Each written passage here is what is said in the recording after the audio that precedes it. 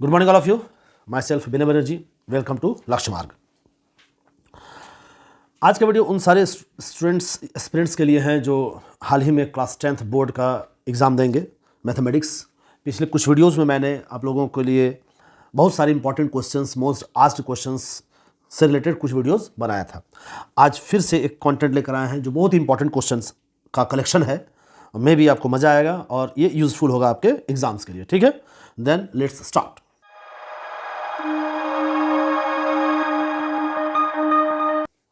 Question number 1।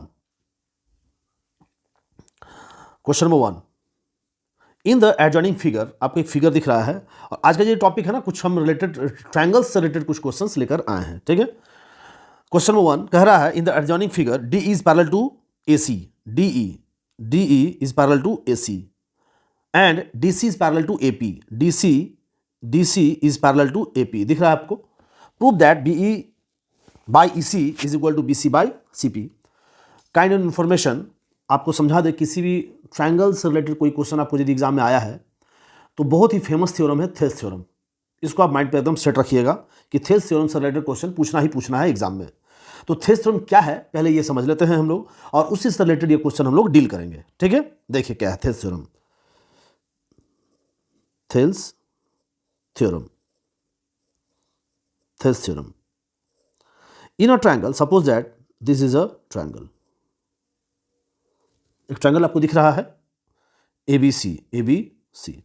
बहुत ज़्यादा लेंदी हम नहीं लेंगे। थेल्स थ्योरम क्या कहता है वो समझ लीजिए कि सपोज एक कोई ट्रायंगल आपको दिख रहा है और इस ट्रायंगल की किसी भी साइड के पैरेलल में एक लाइन ड्रॉ कर दीजिए। जैसे इस ट्रायंगल में आपको बी सी एक लाइन दिख रहा है ना, साइड्स ए बी सी और A C, there are 3 sides in a triangle. तो किसी भी एक साइड्स के पैरेलल में एक लाइन ड्रॉ करेंगे हम लोग। बी सी के पैरेलल में एक लाइन ड्रॉ कर दे डी, है ना। तो थेल्स थ्योरम क्या कहता है, if D E is parallel to B C then A D by D B is equal to A E by E C. इसको दिमाग में रखिएगा। वो पैरेलल लाइन बाकी दो साइड्स को जिस कांस्टेंट पॉइंट पर इंटरसेक्ट करता है उसी पॉइंट से उन दोनों साइड्स को हम लोग रेशियो इक्वल कर देंगे। जिस तरह ए बी साइड को डी पॉइंट पर इंटरसेक्ट किया गया, देन इस ए बी को इस डी पॉइंट से ही हम लोग डिवाइड कर देंगे A D by D B. इसका रेशियो फाइंड आउट किए और फिर ए ई बाई ई सी, ये भी रेशियो फाइंड आउट करेंगे। तो if parallel then sides are proportionally equal. बस ये दिमाग में रखिएगा, if parallel then sides are proportionally equal, this is called Thales theorem. If parallel then sides are proportionally equal. इसी थ्योरम का यूज करेंगे हम लोग इस फिगर में, इस क्वेश्चन में। क्वेश्चन में क्या कर रहा है, D is parallel to B A C. जब भी किसी क्वेश्चन में आपको पैरेलल दिख गया तो वहां थेल्स थ्योरम लगाना ही लगाना है। ये 99% केस में ऐसा होगा। इस फिगर में देखते हैं। इस फिगर में कह रहा है D is parallel to A सी। अब देखिए डी दिख रहा है आपको, डी और ए सी दिख रहा है। मतलब क्या हुआ कि एक ट्रायंगल आपको दिख रहा है ए बी सी, ये ट्रायंगल दिख रहा है ना। इस ए बी सी ट्रायंगल में ए सी के पैरेलल में डी ई है। तो हम लोग क्या करेंगे, इफ पैरेलल, अभी हम समझाएं आपको, if parallel then sides are proportionally equal. तो ये डी ई जो लाइन है ए सी के पैरेलल में है, तो ये डी ई लाइन क्या किया, इस ए बी को कहीं ना कहीं काटा है और इस बी सी को भी कहीं ना कहीं काटा है। तो जिस पॉइंट पर इंटरसेक्ट किया है वहीं से रेशियो कर लीजिए, B E by E C is equal to B D by D A. अब देखिए जब जैसे हम लोग बी बाई सी निकाले ना, देखिए यहाँ पे प्रूफ करने को कह रहा है to prove B E by E C, है ना। तो बी ए बाई ई सी हमको दिख रहा है, बस इसी को हम लोग यूज करेंगे। लिखेंगे in triangle A B C, in triangle B A C, B A C, in triangle B A C, D E is parallel to, D E is parallel to A C, given, ये दिया हुआ है। और जब parallel है तो by Thales theorem, by Thales theorem we can write B E by E C, B E by E C is equal to B D by D A. Equation 1। Again अब देखिए B C by C P देखना है, B C by C P, और यहाँ A P के parallel में D C आपको दिख रहा है। देखिए दिया हुआ ना, D C is parallel to A P दिया हुआ है, D C is parallel to A P. तो यहाँ डी सी यानी सी पर काटा है बी पी को, और यहाँ ए बी को डी पर काटा गया है, यानी B C by C P is equal to B D by D A in triangle B A P, in triangle B A P. देखते हैं हम लोग, D C is parallel to A P, given, ये parallel दिया हुआ है by Thales theorem, we can write BC by CP is equal to BD by DA. Equation 2 from equation 1 and 2. ये NCERT question है, एनसीईआरटी बुक में आपको मिल जाएगा from equation 1 and 2. एक क्वेश्चन रहने, ये 2 मार्क्स का क्वेश्चन है, एग्जाम में आना ही आना है. फ्रॉम इक्वेशन 1 एंड 2, दोनों इक्वेशन 1 और 2 में देखिए दोनों का आरएचएस इक्वल है, बीडी बाई डी है, बीडी बाई डी है. Then LHS is also equal, B E by E C is equal to B C by C P. यही हमको प्रूव करना, we will have to prove it. Then proved. बस ये तो question था. Now question number 2. अब देखिए ये क्वेश्चन में, इस क्वेश्चन में हम लोग आते हैं, क्या कर रहा है, in the given figure ODC is similar to OBA. Triangle ODC is similar to triangle OBA. ये दोनों ट्रायंगल सिमिलर है. ODC is similar to triangle OBA. ये दोनों ट्रायंगल सिमिलर है. बीओसी का मेजरमेंट दिया हुआ 135, CDO 170 degree. Find angles DOC, ये आपको डीओसी फाइंड आउट करना है, डीओसी. डीसीओ, एंगल डीसीओ ये फाइंड आउट करना है, एंड एंगल ओएबी, ये एंगल ओएबी फाइंड आउट करना है. ये 2 एंगल्स, ये 3 एंगल्स का मेजरमेंट हमको फाइंड आउट करना है. तो जो दिया हुआ उसका यूज करेंगे हम लोग. सिंबल यहाँ पे हम लोग, ये दोनों ट्रायंगल सिमिलर दिया हुआ तो इसका यूज कर सकते हैं. सबसे पहले 135 जो बीओसी 135 दिख रहा है इसका यूज करेंगे. बीओसी 135 दिख रहा है आपको, ये ट्रायंगल दिख रहा है, ये एंगल. तो देखिए आप एक लीनियर पेयर एक्सियोम्स के बारे में जरूर जानते होंगे, तो हम लोग यूज करेंगे linear pair एक्सियोम्स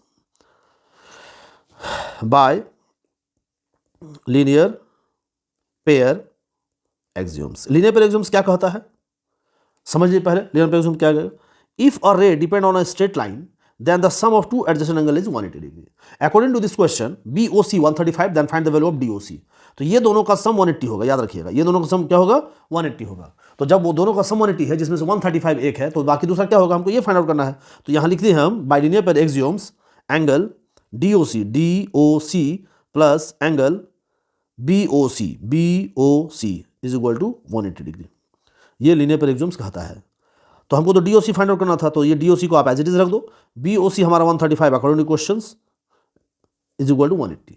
then angle DOC, just a minute, angle DOC is equal to 180 minus 135. Therefore angle DOC is equal to 180 minus 135, minus कर देंगे, जो आएगा वो हमारा आंसर हो जाएगा, that is 45 degree. And this is the answer. ये हमारा आंसर हो गया एंगल डीओसी. ये हमारा एंगल डीओसी फाइंड आउट करना था. अब आते हैं एंगल डीसीओ, दिस एंगल आपको फाइंड आउट करना है. ये एंगल अभी जस्ट हम लोग फाइंड आउट किए है ना. ये हमारा एंगल कितना निकला 45. अब हमको ये फाइंड आउट करना है in a triangle DOC, in triangle ODC. Angle sum property use कर देंगे. जब भी किसी, हमको पता है in a triangle sum of all angles of a triangle is 180 degree, तो हम लोग इसी एंगल सम प्रॉपर्टी रूल का यूज करेंगे हम लोग. Angle ODC, we know that angle ODC plus angle DOC plus angle DCO is equal to 180 degree. बस इसी का यूज कर लो. ODC according to question, ODC that is 70 degree. DOC just हम लोग फाइंड आउट किए 45, और डीसीओ फाइंड आउट करने को कह रहा है, इज इक्वल टू 180. इसको ऐड कर दो, 115 plus DCO is equal to 180. Then DCO is equal to 180 minus 115. अब इसको घटा दो, 10 में 5 गए 5, 7 में गए 6. Angle DCO is equal to 65 degree. And this is the answer. That's it. Next में क्या कर रहा है, लास्ट OAB, एंगल OAB. अब देखिए जो दिया हुआ है उसको यूज करते हैं. अभी एक यहाँ पे एक दिया हुआ है सिमिलर है ये दोनों ट्रायंगल, तो इसका भी यूज करते हैं. We know that if two triangles are similar, then their corresponding angles are equal and their corresponding sides are proportionally equal. तो हमको तो यहाँ साइड से मतलब नहीं है, एंगल से मतलब है, क्योंकि हमको आपको OAB ये फाइंड आउट करना है. तो kind of information, these two triangles are similar, then corresponding angles are also equal. मतलब क्या हुआ कि इस ट्रायंगल का और इस ट्रायंगल का जो कॉरस्पॉन्डिंग एंगल्स है वो इक्वल होगा. तो DCO, दिस एंगल, ये एंगल का कॉरस्पॉन्डिंग एंगल ये होगा. दैट मीन्स यहाँ लिखेंगे हम लोग, since triangle ODC is similar to triangle OBA according to question दिया हुआ ये. और जब ये दो ट्रायंगल सिमिलर है तो बाय कॉरस्पॉन्डिंग एंगल इक्वल होता है. यहाँ लिखेंगे therefore angle OAB is equal to angle OCD. ये दोनों ही एक दूसरे का करस्पॉन्डिंग एंगल है, ठीक है।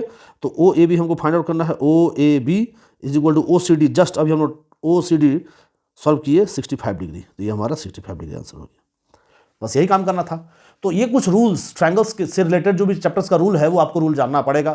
थेस theorem, converse of थेस theorem and जितने भी सारे सिमिलरिटीज़ हैं उनके बारे में आपको जानना पड़ेगा। दो ट्रायंगल सिमिलर होता है तो क्या होता है ये आपको जानना पड़ेगा। तो कुछ रूल्स आपको दिमाग में रखना ही है एग्जाम पर्पस के लिए। यदि आप एग्जाम में बहुत ही अच्छी मार्क्स लाना चाहते हैं, बहुत ही अच्छा मार्क्स लाना चाहते हैं, तो चैप्टर्स रिलेटेड कुछ रूल्स रेगुलेशंस आपको जानना पड़ेगा। Then next question number 3। अब आते हैं क्वेश्चन नंबर 3। ये क्या कह रहा है देखते हैं।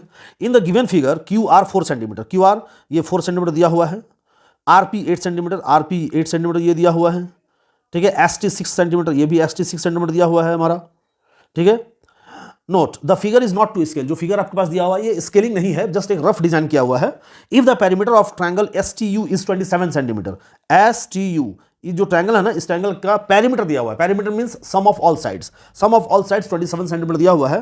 तो kind of information, perimeter means sum of all sides, जिसमें से एक साइड का मेजरमेंट हमको पता है 6, और यानी ये 1 2 3 ये तीनों साइड्स का मेजरमेंट 27 दिया हुआ है। Find the length of P Q, ये आपको पी क्यू फाइंड आउट करना है, ये फाइंड आउट करना है। सो योर स्टेप्स, देखिए पेरीमीटर आपको ये दिया हुआ है, दैट मींस पेरीमीटर का यूज कहीं ना कहीं होगा। तो सबसे पहले एक काम करिए, दोनों ट्रायंगल को सिमिलर है या नहीं ये प्रूफ करते हैं हम लोग, ठीक है। क्या दोनों ट्रायंगल सिमिलर है, चलो देखते हैं ट्रायंगल सिमिलर है या नहीं।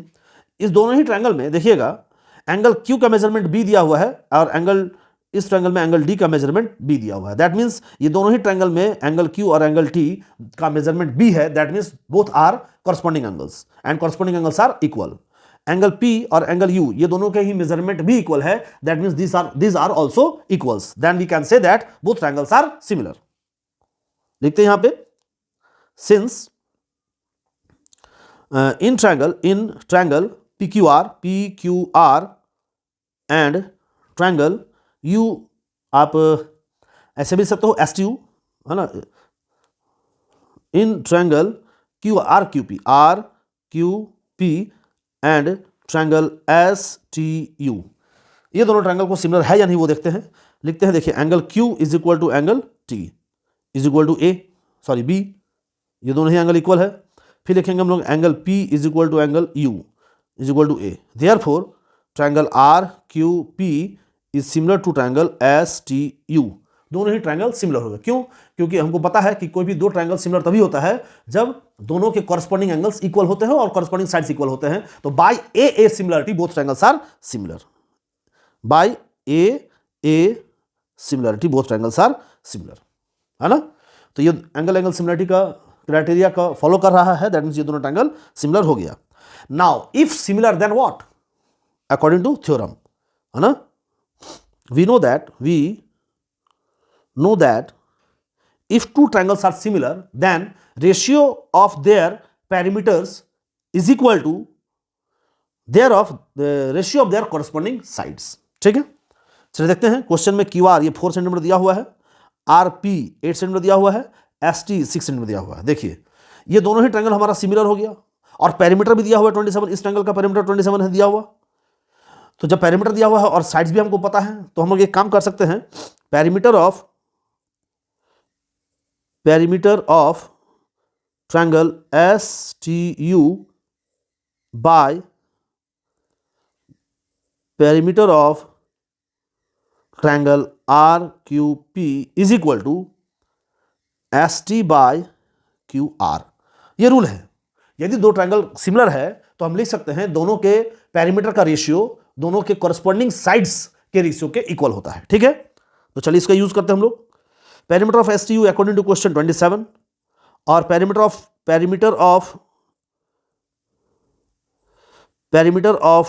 Triangle are Q P is not given, S T is 6 and Q R is 4। चलिए कैलकुलेट करते हैं, 2 3 6 2 2 4 कट गया यहाँ पे। Perimeter of R Q P क्या हो जाएगा, perimeter of triangle are Q P ये हो जाएगा 27 इंटू 2 डिवाइडेड बाई 3, 3 9 जार 27, दैट मीन्स 9 2 जार 18, यानी perimeter of triangle are Q P is 18। RP Q का 18 सेंटीमीटर, ये पैरामीटर निकल गया। आर क्यू पी, इस ट्रायंगल का पैरामीटर निकल गया। अब पैरामीटर जब निकला तो हमको पी क्यू फाइंड आउट करना है, तो पैरामीटर है 18, तो हमको पता है sum of all sides are called parameter, तो हम लिख सकते हैं now parameter of triangle are Q P means 4 + 8 + P Q is equal to 18 centimetre. We can write then P Q is equal to 18 - 12, that means PQ is equal to 6 centimetre. This is your answer. I hope समझ में आ गया होगा। Next question number 4, देखिए बहुत ही important question है, मे भी आपको एग्जाम में ये पूछे, ठीक है, थोड़ा सा ध्यान देंगे। Leela has a triangular cabinet that fits under his staircase. There are 4 parallel shelves as shown below. जैसा कि आपको फिगर में दिख रहा है, यहाँ 4 शेल्व्स है, 1 2 3 4, ये 4 शेल्व बना हुआ है। Note the figure is not to scaling, note आपको दिखना है कि the figure is not to scaling, है ना, ये स्केलिंग किया हुआ नहीं है, एक रफ डिजाइन बना हुआ है। The total height of the cabinet is 144, ये कैबिनेट बना हुआ है, ये ठीक है, एक फिगर बना हुआ है, इसमें कैबिनेट है, इस कैबिनेट का हाइट टोटल हाइट जो 144 सेंटीमीटर, और कह रहा what is the maximum height of a book that can stand upright in the bottom most self. जैसे इस सेल्फ का जो लास्ट कैबिनेट है, लास्ट सेल्फ है, इस सेल्फ में एक बुक रखा हुआ है, देखिए यहाँ पे, तो यहाँ क्वेश्चन में कह रहा है कि जो लास्ट सेल्फ है ना बॉटम का, उसका उसमें एक बुक रखेंगे हम, तो बुक का मैक्सिमम हाइट क्या हो सकता है? तो बुक का मैक्सिमम हाइट क्या होगा? जितना बुक ये इस सेल्फ का जो हाइट है उतने के बराबर हम एक बुक स्टैंड रख सकते हैं, हम लोग बुक को खड़ा करके रख सकते हैं। तो यहाँ पूछ रहा है कि उस बुक का मैक्सिमम हाइट क्या होगा, ये पूछ रहा है। दैट मीन्स जो लास्ट बॉटम में हमारा जो सेल्फ है उसका हाइट क्या है, ये पूछ रहा है। तो एक काम करते हैं, थोड़ा सा इजी बनाने के लिए कुछ इसमें नाम हम दे देते हैं, ठीक है, आपको थोड़ा सा इजी होगा, इजी फील होगा सॉल्व करने के लिए। देखिए A B C, ABC is a triangular cabinet and there are 4 shelves 1 2 3 4। तो इस शेल्व्स का भी हम कुछ नाम दे देते हैं। ABC यहाँ पे नाम दे दो D, यहाँ नाम दे दो E, फिर F G H I, हम नाम दे दिए। यानी इस कैबिनेट में देखिएगा DG EH और FE ये तीनों पैरेलल शेल्व्स हैं, है ना। तो 1 2 3 ये हम पैरेलल लाइंस ड्रॉ कर दिए हैं, पहले से दिया हुआ था। अब यहाँ कुछ मेजरमेंट भी दिया हुआ है, AG Y centimetre, GH 2Y centimetre, HI 2Y centimetre, IC 3Y centimetre, यानी स्लाइंट हाइट दिया हुआ है सभी का, और टोटल हाइट दिया हुआ 144। तो कह रहा है कि लास्ट वाले सेल्फ में जो बुक रखेंगे उस बुक का हाइट क्या होगा। दैट मीन्स हमको फाइंड आउट करना है ये FB, इस FB का मेजरमेंट हमको फाइंड आउट करना है। तो चलिए लेट्स स्टार्ट करते हैं। अभी हम आपको समझाएं, पिछले कुछ क्वेश्चंस में हो सकता है क्वेश्चन 1 या 2 में होगा, थेस थ्योरम। तो थेस थ्योरम का यहां भी यूज करेंगे। हमको पता है if in a triangle if parallel then sides are proportionally equal, ये याद रखिएगा, Thales theorem. In triangle ABC we can write FI is parallel to BC by Thales theorem. We can write AB by FB is equal to AC by IC, ये लिख सकते हैं। If parallel then sides are proportionally equal, ये दिमाग में रखिएगा। अब हम लोग वैल्यू पुट करेंगे। AB का वैल्यू कितना दिया हुआ है 144। FB यही फाइंड आउट करना है कि मैक्सिमम हाइट क्या होगा बुक का, ठीक है। और AC मीन्स 3 + 2 + 2 + 1, 3 और 2 5 और 2 7 और 1 8, 8Y bye IC is 3Y। Calculate कर दो, I cancel. Now FB is equal to 144 × 3/8, cut करो इसको, 8 1 8, 8 8 64, then FB is equal to 54 centimetre answer, ठीक है। दैट मीन्स आपको समझ में आ गया, FB is equal to 54 centimetre, यानी उस बुक का जो हाइट है, maximum height of a book is 54। Last question number 5। Question 5, ये जो क्वेश्चन है, इस क्वेश्चन में हमको ये दो ट्रायंगल को यदि हम सिमिलर प्रूफ कर दे, then we can say that if 2 triangles are similar then sides are proportionally equal. बस उसी को यूज करना है इस ट्रायंगल में। In the given figure angle A is 90, angle B is 90 also, OB 4.5, OB 4.5, OA 6, है ना, AP is 4, then QB is what। सबसे पहले हमको काम करना है कि ये जो दो ट्रायंगल है ये सिमिलर है कि नहीं, ये प्रूफ करना है। और सिमिलर हो जाएगा तो साइड्स ऑफ प्रोपोर्शनल इक्वल करके हम लोग यूज कर सकते हैं। Then we can write in triangle PAO and QBO, लिख सकते हैं इन ट्रायंगल OAP, लिखिए OAP एंड ट्रायंगल OBQ। सबसे पहली बात कि दोनों ट्रायंगल में एंगल A और एंगल B ये 90 डिग्री दिया हुआ है, गिवन ये दिया हुआ है। और क्या लिख सकते हैं, angle AOP is equal to angle BOQ, ये भी इक्वल है, क्यों, vertically opposite angles, vertically opposite angles.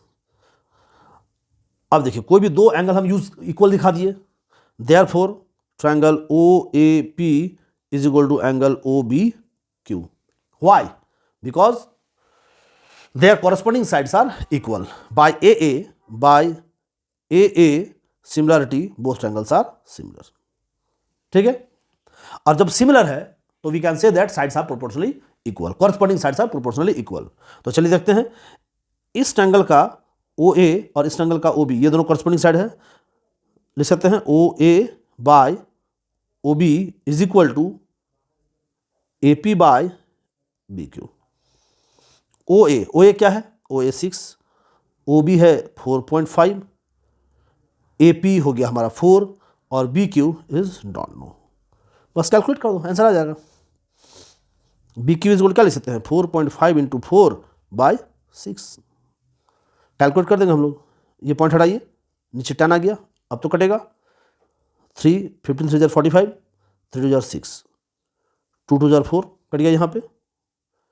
अब हम लोग यहाँ पे करेंगे 2 5 10 कट गया और 5 3 15 कट गया, that means BQ is equal to 3 centimetre. Then आपको समझ में आ गया होगा मेरे ख्याल से। Thank you and wish you all the best.